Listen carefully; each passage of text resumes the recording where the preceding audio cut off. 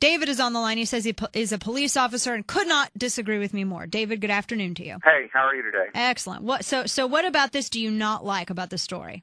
The only thing that I don't do, well, the main thing that I don't agree with, number one, the guy was obviously looking for a confrontation, and that's fine. That's his right to do so. No. How do you, that's a presupposition. How are you coming to that conclusion? Was that a self-recorded incident? He was, well, you know what? I go through the airport, and the first time that I recorded something, I wasn't going for a confrontation. I just happened to have my phone on with me. But he's a law student. And if an officer approaches him, he knows that he better get this on record because who knows what's going to happen.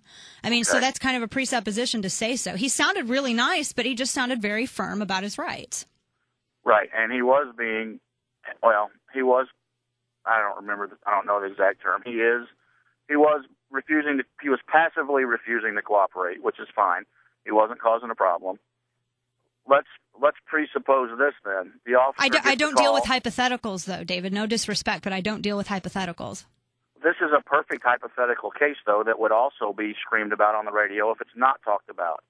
Let's say you call and say, hey, there's a guy with a gun. It's no big deal. What's going on with him? The officer doesn't do anything. He walks down the street and kills 3 people. Okay, first of all, I don't deal with David, I don't deal with hypotheticals again, with all due respect. That you're making it's an illogical argument. And we're talking about infringing upon someone's rights over straw man. You're talking in hypotheticals. This man wasn't committing a crime. He was simply walking down the street. In Missouri, he did commit a crime when he failed to identify himself by a peaceful law officer. He did not have to, because he did not suspect him of a crime. And you heard the law cited. Yes, absolutely. It is a Supreme Court case, sir. If you are detained without suspicion of criminal activity, you heard him. It violates Delaware v. Prowse. In this case, I know that I'm not going to argue with you because I'm 100% sure that I am correct. Sir, I just cited the Supreme Court law that it would violate. Sir, I just cited the Supreme Court law that it would violate. Okay.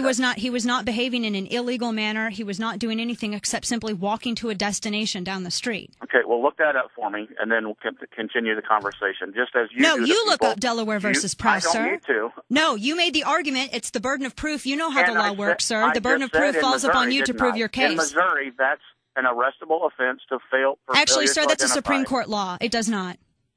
Okay, well, when you educate yourself, then I actually do know my state's rights, sir. I went through the courses. I went through actually several. Did you just hang up on me? Officer David just hung up on me. I don't really appreciate that I have a law enforcement individual on my line who insults my intelligence simply because I disagree with him.